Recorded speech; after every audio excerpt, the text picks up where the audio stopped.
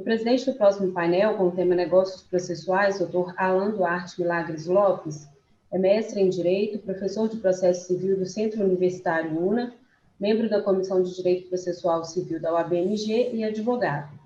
Com a palavra, o presidente do painel, Dr. Alan Duarte Milagres Lopes, para a apresentação dos palestrantes e condução dos trabalhos.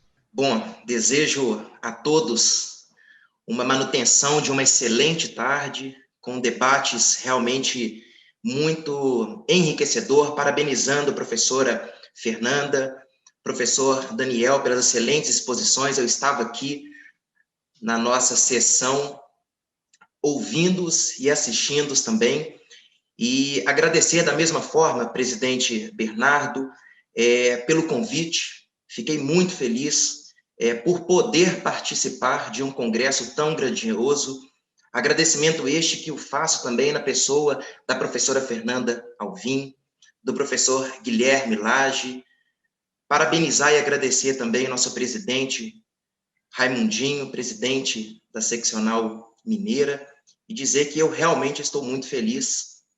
E principalmente, presidente Bernardo, Fernanda, e também gostaria de cumprimentar os outros colegas professores aqui presentes também, professor Antônio Cabral, professora Belua Mafessoni, e cumprimentar, deixa eu ver aqui, nosso dileto companheiro da OAB, professor Alexandre Figueiredo, da mesma maneira que presidiu o painel anterior. E felicidade muito grande, presidente Bernardo, porque é realmente uma temática importantíssima e muito rica, pelo menos para a minha advocacia, o direito imobiliário. E eu poder ouvir esses três gigantes sobre negócio processual, professor Cabral, professor Guilherme, a professora Belua, que são realmente referências na área de negócios processuais, convenções processuais. Então, realmente, eu fico muito lisonjeado, porque tudo começou na nossa exposição de abertura do professor Humberto Teodoro Júnior, quando ele mencionou, quando ele disse acerca da desjudicialização da execução. E eu acredito, professor Cabral, que a gente tem aqui, hoje, nesse nosso painel, uma discussão acerca de um dos mecanismos, institutos que a gente pode atribuir mais efetividade à atividade jurisdicional, que são os negócios processuais. E aqui eu não vou me atrever, antes de vocês três, de conceituar, mas a gente sabe muito bem da importância dos negócios processuais, seja na qualidade de uma confecção, de uma realização de modo unilateral, bilateral, aqui trazendo para a advocacia militante a importância daquilo que antecede a judicialização, que é a realização de convenções processuais, na sua maneira, professora Belua, bilateral, ou seja, a realização dos nossos contratos, de modo que a gente possa facilitar, de modo que a gente possa protagonizar, empoderar, professor Guilherme, professor Cabral, se assim eu posso mencionar, ou seja, um empoderamento muito grande das partes com esse negócio processual que eu já tive a oportunidade de ver e ouvir o professor Antônio Cabral, de dizer que não é tão novo assim, mas que precisamos trazê-lo para a nossa prática da advocacia. Então, dessa maneira, eu abro os debates deste nosso painel acerca dos negócios processuais e convido para fazer a primeira exposição professor Guilherme Lage, meu irmão, se assim eu posso denominar, que o programa de pós-graduação, mestrado e doutorado da PUC me concedeu. Sou muito grato pela sua amizade, meu amigo. Professor Guilherme Lage é mestre em Direito Processual, secretário-geral da Comissão de Direito Processual Civil da OAB, membro do Instituto Brasileiro de Direito Processual, IBDP, professor universitário, advogado sócio da Pedron Advogados. E aqui, professor Guilherme, parabenizar mais uma vez a comissão. Acho que todos fizeram, mas é sempre bom ressaltar. A gente sabe a dificuldade que é preparar um evento desse tamanho com os melhores processualistas, aqui não diminuindo outros que não puderam participar, mas nós estamos diante dos melhores processualistas que a gente tem do Brasil e certamente sendo representados no exterior também. Então, fica aqui o meu voto de parabenização, porque eu sei a dificuldade que é, presidente. Então, dessa maneira, professor Guilherme Lage, fique à vontade, o seu tempo de exposição são 20 minutos, e você está com a palavra, meu amigo. Bom, primeiramente, boa tarde a todos e a todas, né? Agradecer meu irmão Alan pela gentileza das palavras. O Alan realmente é uma das pessoas mais queridas, né, para mim, para minha família. É um irmão realmente que o mestrado me deu. Eu estou aqui muito à vontade, eu estou no meio de amigos, né? O Cabral, a Belu, o Bernardo, a Fernanda, são grandes amigos, né, que o direito me proporcionou. Então, eu acho que não tem momento melhor para poder debater um tema que eu gosto tanto, né, em meio a especialistas e em meio a amigos. Antes de mais nada, eu queria aqui, na qualidade de um dos organizadores do evento, parabenizar cada um dos palestrantes do presente momento. É difícil falar depois do Daniel, né, cara? O Daniel, ele é um showman por si só, mas essa tem sido a tônica de todas as exposições, né? Tem sido, né, algo muito proveitoso e algo muito fácil de se compreender para todos os nossos alunos. Pensando nisso, eu preparei aqui uma breve exposição e eu vou compartilhar minha tela com vocês para poder facilitar aqui a minha temática. Nós vamos discutir aqui um pouquinho, né, a respeito dos protocolos institucionais, né, e mais adiante a gente vai conceituar isso para aqueles que não estão familiarizados com o Instituto, e mediante aqui esse nosso momento de crise, qual a razão de nós buscarmos ajustes processuais para um momento como esse?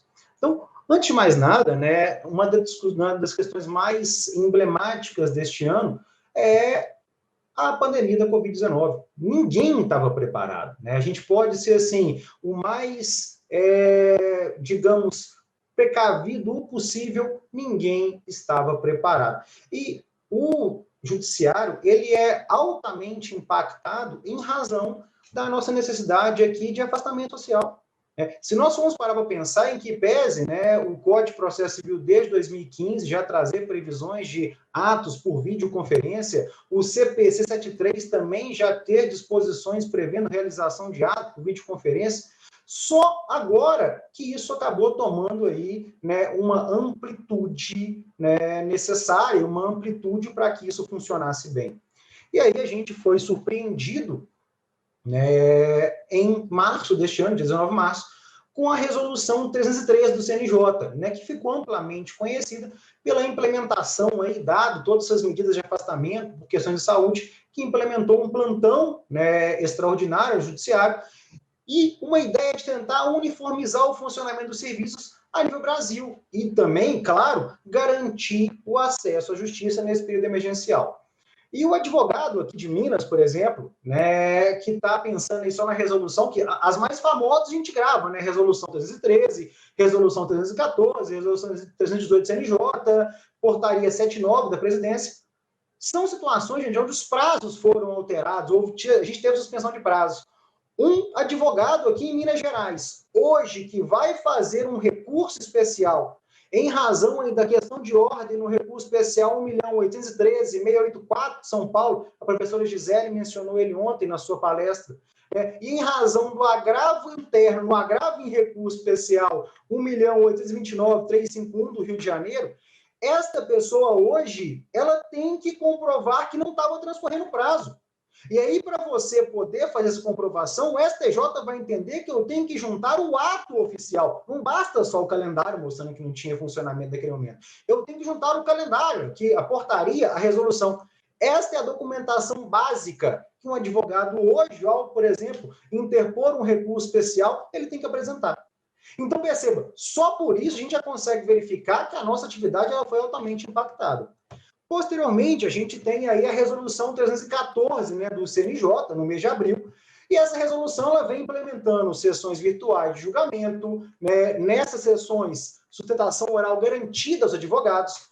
Falaram aqui das audiências por videoconferência apenas quando fosse possível a participação de todos, e falaram de virtualização dos processos físicos. Nesse momento, a temática dos negócios processuais, ou seja, estes ajustes procedimentais, esses ajustes processuais voluntários aqui, elas efervesceram novamente. Eu fiz uma live recentemente com o professor Nando Paz Cabral, aqui na Comissão de Processo Civil, e a gente estava discutindo isso. O tema, ele ressurge, né? E, por favor, quando a gente fala ressurgir, eu estou dizendo de algo que já estava previsto no nosso ordenamento jurídico desde as ordenações do Império. Isso não é uma novidade, isso já está para lá de superado, que isso não é uma novidade. Mas essa customização ela passou a ser necessária, por uma questão simples, né? Os processos físicos teriam que ser virtualizados. E aí o nosso TJ, aqui o TJ de Minas, ele implementa aqui, né, a portaria 1004, só no mês de junho, por exemplo, falando a respeito dessa digitalização. E perceba, desde a resolução 314 do CNJ, isso era para ser feito pelo judiciário. O advogado que quisesse, ele poderia se voluntariar para poder fazer essa digitalização. Aí você me fala, Guilherme, então se o advogado não quisesse digitalizar o processo, mas ele quisesse ter acesso aos autos, ele poderia? Perfeitamente. Né? A nossa lei garante ao advogado o acesso aos autos. É uma ferramenta indispensável para o exercício do contraditório, para o exercício da ampla defesa. E aí a gente foi surpreendido, aqui no escritório, né, com uma determinação do juízo de Ponte Nova, onde eu liguei lá para poder pedir um correspondente para ir fazer carga dos autos, porque havia, né, uma manifestação necessária a ser feita nesse procedimento, e fui informado pela secretaria de que só era possível retirar o processo da secretaria para digitalizar. Ou seja, se você quiser ver o processo, você tem que digitalizar. Eu falei, mas eu não quero digitalizar o processo. Eu quero ter acesso a ele, eu preciso manifestar. Não, doutor, ele só sai daqui para digitalizar. Eu falei, então como é que eu faço para poder ter acesso? Ah, nós vamos ter que verificar isso. E fiquei aguardando eles me darem retorno. Aqui em Itabirito, onde eu também leciono, já fui noticiado por alunos em sala de aula que trabalham no Foro de Itabirito, que o juiz de lá condicionou a retirada dos processos de secretaria para a digitalização. Então, a gente já começa a verificar que a lógica do CNJ ela já foi prontamente descumprida. Não para por aí. Problema maior, atendimento aos advogados. Todo mundo reclama. O professor Carlos Henrique Soares abordou isso na sua exposição ontem. Todo mundo reclama que não consegue falar com o juiz. Gente, para você hoje conseguir, né, falar com o juiz, é mais fácil superar a inadmissibilidade ali, né, colegiada que o professor Daniel acabou de mencionar. É quase impossível. Aí o CNJ vem agora, em agosto de 2020, né, e faz a recomendação número 70, falando, olha, vamos utilizar essa plataforma que é feita para audiências para atendimento aqui dos advogados. Aí você fala, Guilherme, então estão atendendo. Não, não estão. É muito difícil eu conseguir falar com o juiz. E, para não ficar só no ponto do achismo, aqui um ofício encaminhado pela Associação dos Advogados de São Paulo, ao TJ de São Paulo, relatando exatamente isso. Olha, há uma dificuldade extrema em despachar com os magistrados. Hoje, nós, advogados, temos uma dificuldade aqui hercúlea de conseguir despachar com o ministro, com o desembargador, com o advogado, com o juiz, perdão. E aí, para a gente poder verificar isso, a OAB fez, né, no mês de junho deste ano, uma pesquisa. Né? Divulgamos aqui uma pesquisa, repassamos uma série de perguntas aqui para as 230 subseções, né, para que a gente pudesse escolher algumas respostas. E aqui, a título exemplificativo, algumas questões que foram verificadas. Né? Fiz uma pergunta, se as pessoas tentaram contato com o juiz, né, em algum momento. 865 respostas, 67% disseram que sim. Tentou realizar um contato telefônico? 580 respostas, 84% disseram que sim. E aí, como é que foi? Conseguiu contato por telefone? Gente, apenas 22% conseguiu. Tentou realizar contato por e-mail? 580 respostas, 67% falou que sim. Conseguiu a resposta por e-mail? Apenas 37% conseguiu. Já tentou fazer algum encontro com o juiz por videoconferência? Né? Aqui, 18% dos 580 respostas aqui falaram que sim. Conseguiu? 30% apenas. O restante raramente se consegue, pouco se consegue. E aí, para a gente tentar, né, cercar todos os lados, tentou falar por WhatsApp. 27% aqui dos 582 que responderam disseram que sim, 24%. E aí, apenas 46% desses conseguiram. Então, a gente percebe, gente, que realmente é uma dificuldade você falar com os magistrados, é uma dificuldade conseguir despachar, e é algo essencial para o exercício adequado do contraditório em processo. A individualização, ela perpassa por esse tipo de discussão, ela perpassa aí por você, literalmente, retirar o seu processo da vala comum e demonstrar que há situações peculiares a serem enfrentadas nele. Levando isso em consideração, a gente tem aqui alguns exemplos de regulamentações divulgadas Brasil afora. né, o TJ de Pernambuco, em razão aqui, atendendo um pleito da OAB de Pernambuco, regulamentou esse tipo de atendimento pelos advogados, e o TRT também, da 18ª região, fez o mesmo. Então, a gente já tem regulamentações nesse sentido. Menos mal. O problema não para por aí. Sustentação oral, por exemplo, que é um ato indispensável a ser realizado, né, nas sessões de julgamento. Aqui em Minas Gerais, o TJ editou a portaria 963, né, em abril deste ano. E essa portaria ela dizia que o depoimento, assim como faz o STF até o presente momento, na emenda regimental 53, na resolução 669, na resolução 672, todas de 2020, vai dizer que as sustentações orais serão gravadas e você vai encaminhar elas em até 48 horas antes da sessão de julgamento. E aí você me falar, Guilherme, como você garante que foi visto? Impossível. Você não consegue ter uma garantia de que a sustentação oral, a tentativa de disposição das razões orais foi observada. E isso gerou aqui, né, toda uma movimentação da OAB em Minas Gerais, e aí o TJ acabou recuando posteriormente. Né? Aqui em junho, dado todas aqui as nefastas consequências disso, em junho o TJ acabou edindo aqui a portaria conjunta número 1000, que falou, não, peraí, vamos seguir a mesma lógica de outras resoluções, como a resolução Preze aqui do TRF1, que fala, olha, a sustentação oral ela vai ser realizada aqui de maneira síncrona, né, no julgamento. Então, vai ter o julgamento virtual, o advogado fala para os julgadores naquele exato momento. Menos mal, melhora um pouquinho. Né? Hoje nós temos um projeto de lei em tramitação, né, que é o PL 3388 de 2020, né, que é de autoria aqui da deputada Margarete Coelho, que esse projeto de lei, gente, ela tenta aqui proibir a realização de audiências, né, de sessões de julgamento que tenha citação oral sem que ele seja permitido ser realizado em tempo real. Então, o advogado aqui, né, se esse projeto realmente for à frente, vai ter uma alteração no artigo 937 do CPC, incluindo o parágrafo 5º, que vai dizer que, né, este advogado ele tem direito de realizar a citação oral preferencialmente de maneira presencial e, se for realizada a sessão de modo virtual, é vedada a exigência aqui de uma citação que não seja realizada em tempo real. Então, já é, né, um grande avanço com relação às citações orais. Já veja aqui um cenário um pouco melhor. Audiências por videoconferência.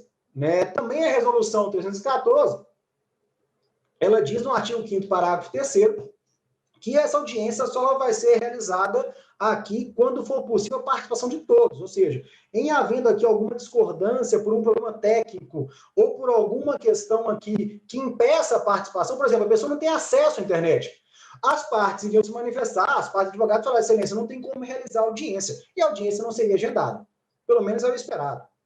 Na semana passada, todos nós aí vimos, né, que um advogado informou à secretaria que ele estava hospitalizado, que a audiência não poderia se realizar, uma audiência no dia 11 da semana passada, ele não poderia, né, participar dessa audiência. E aí o juiz, né, indefere essa redesignação, esse cancelamento, e esse advogado ele participa da cama do hospital.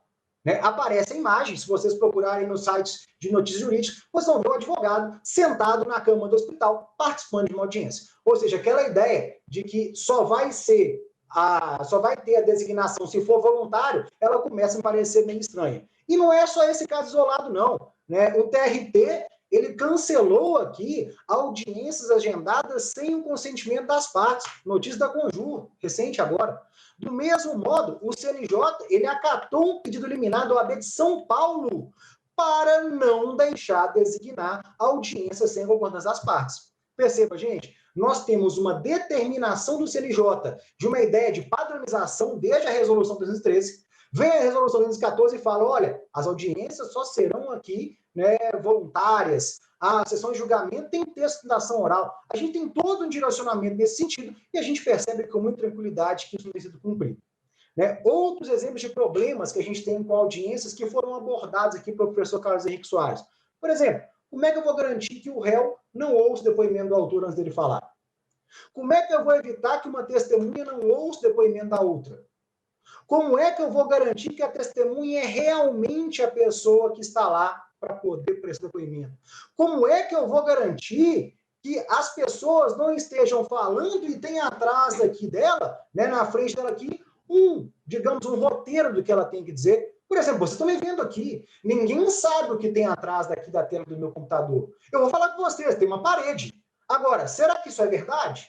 Perceba, a gente tem que acabar confiando, né, na palavra das pessoas. E, infelizmente, em que pede ser uma norma fundamental, nós sabemos aqui que nem todo mundo age de boa fé no judiciário. E os problemas não param por aqui, né? A gente teve a resolução, a lei 13.994 de 2020, que para mim trouxe um dos problemas mais gritantes do judiciário este ano, que é aqui uma inclusão na lei 9.099, na lei dos juizados especiais, do parágrafo 2º no artigo 22, que vai dizer que é possível você realizar audiências de conciliação, por exemplo, por videoconferência. Até aí, beleza, não tem problema. O problema é o artigo 23, que vai dizer que se o demandado, se o réu não comparece, ou se ele comparecer e ele se recusa a participar, o juiz vai julgar, né? O juiz profere a sentença. Nós estamos falando de quê aqui? De revelia? Será que eu estou implementando uma revelia no juizado especial numa situação como essa? E, gente, eu tenho que lembrar que o juizado especial lida com causas de menor potencial ofensivo. Via de regra, né, é onde as pessoas de menor poderio econômico se direcionam. E aí os dados do IBGE deste ano. 45,9 milhões de brasileiros não tinham acesso à internet em 2018. É 1 em 4 pessoas, gente. Nas áreas rurais, esta falta, né, de acesso, ela chega a 53,5%. E isso é pior, segundo os dados do IBGE, quando eu estou falando de pessoas de baixa renda. Então, aqui a gente consegue verificar com muita tranquilidade que forçar esta audiência, em especial no juizado, é um problema grande, né? Não para por aí. Temos mais notícias aqui de uma juíza na Justiça do Trabalho, do Rio de Janeiro. Ela desligou o microfone do advogado durante a sua exposição oral. O advogado está falando, pediu para constar algumas questões na ata, a juíza vai lá e desliga. Ou seja, uma grave violação do contraditório, das mais esdrúxulas. Obviamente, o AB do Rio de Janeiro tomou aqui posicionamento a respeito disso, tentando solucionar.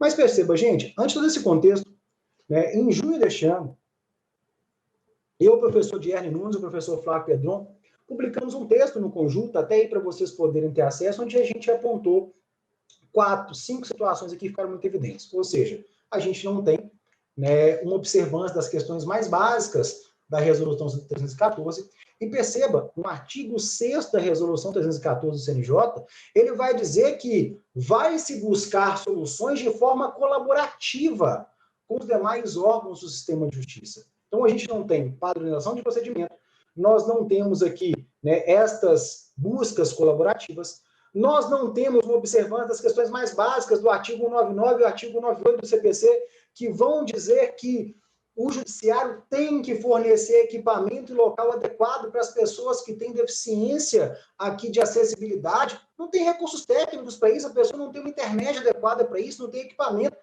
Como é, então, que eu vou falar? Então, a pessoa é pobre, agora está alijada do judiciário, já que ela não tem internet, já que ela não tem computador. E aí, antes dessa falta de padronização a nível nacional, nós propusemos, né, nesse texto, a redação aqui de um protocolo adicional, né, pela OAB, pelas entidades de classe. O que seriam esses protocolos adicionais de maneira bem simples, dado que meu tempo está quase acabando? Gente, esses protocolos adicionais, eles são aqui ajustes, né, procedimentais feitos entre órgãos de classe. Então, a OAB sentaria para negociar com o Tribunal de Justiça, por exemplo, e a gente construiria aqui um acordo, um ajuste procedimental que vincularia toda a classe.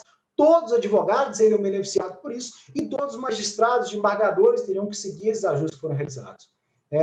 Nós já temos notícias de vários desajustes feitos no Brasil afora, geralmente está se chamando para eles de convênios, né? E recentemente agora, né, a gente teve aqui a PGFN, a Procuradoria-Geral da Fazenda Nacional, junto ao TRF da 5ª Região, que foi celebrado aqui um protocolo nacional para fins de adequação de processo de execução fiscal. Né? Ou seja, criando-se solução para vincular todos os procuradores e para vincular todos os decisores a respeito daquilo.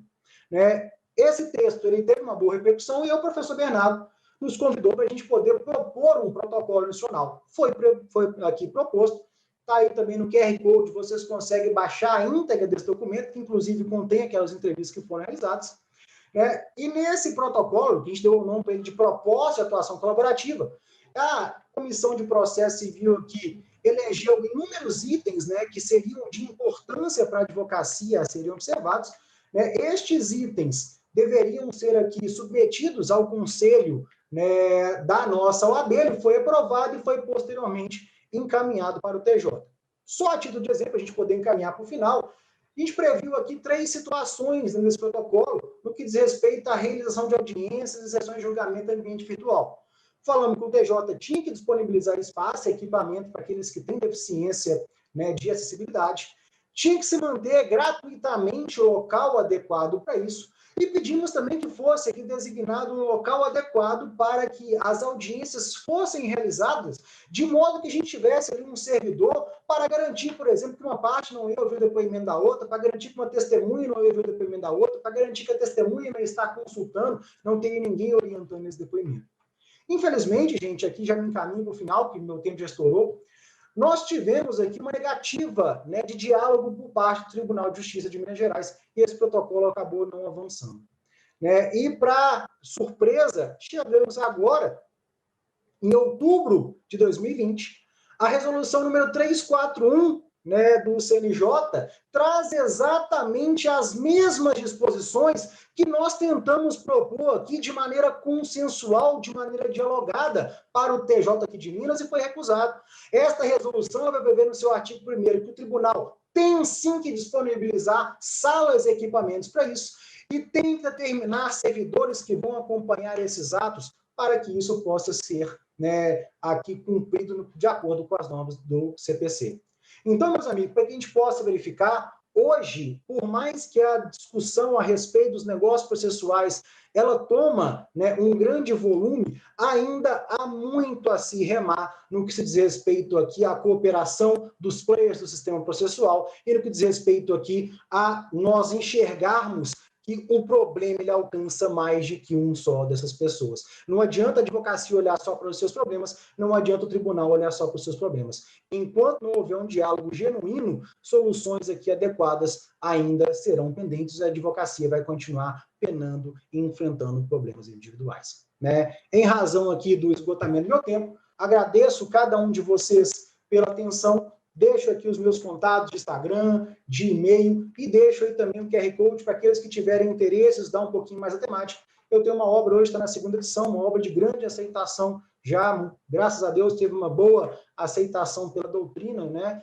pelos juristas a nível nacional. Então, fica aí a indicação e meu agradecimento a todos vocês. Espero ter sido claro e devolvo a palavra aqui, né, ao presidente Alan para a continuidade dos trabalhos.